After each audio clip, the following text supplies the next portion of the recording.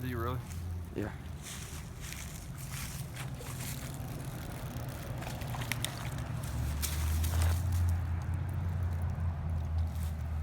As simple as that. What's up, little Weeks pod? and even months, sometimes as long as a year, slaves were left to wait in the dungeons of the slave factories along Africa's western coast.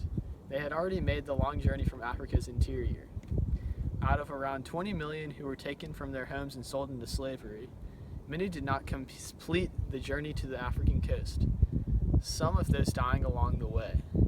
The slaves were about to embark on the Middle Passage. It was called this because it's the middle leg of a three-part voyage, a voyage beginning and ended in Europe. The first leg was the trip made up of goods and cargo. The cargo was exchanged for Africans. Fully packed with its slaves, the ship set sail for the Americas, which the slaves were exchanged for sugars, tobacco, or some other product. The final leg brought the ship back to Europe.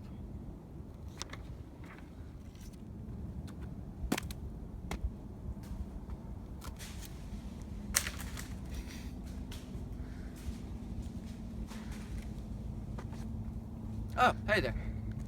Did you know, the slaves boarding the ship were unaware of what lay ahead. Africans who had made the Middle Passage to the plantations of the New World would not return to their homeland to tell what happened. The captured Africans were told by the white men on the ships that they were to work in the fields. This was difficult to believe because the Africans were experienced with short field work, requiring small amounts of people.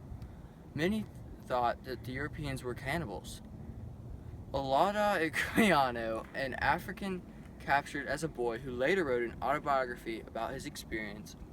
The slaves were branded and restrained with shackles. Their living quarters was the hull of a ship with less than 5 feet of room. In the large portion of the deck, sleeping shelves cut this limited amount of headroom in half. Areas with little ventilation and in some cases not even space to put buckets for human waste. Disease was definitely a problem.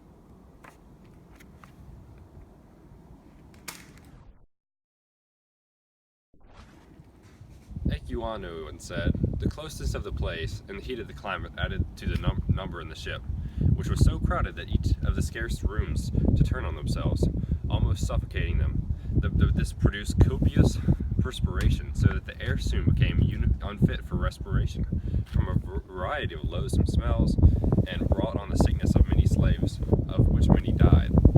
Faced with the bad conditions of the voyage, with knowledge of what lay beyond, many Africans preferred to die, although even the choice of suicide was taken away from the African slaves.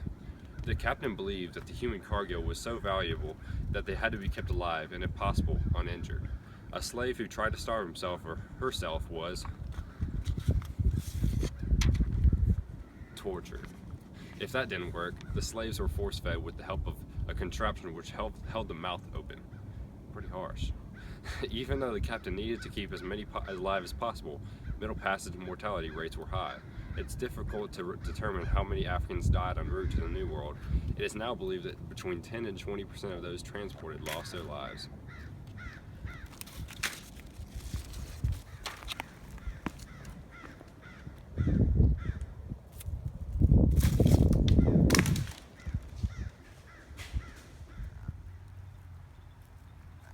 The sound of an A+.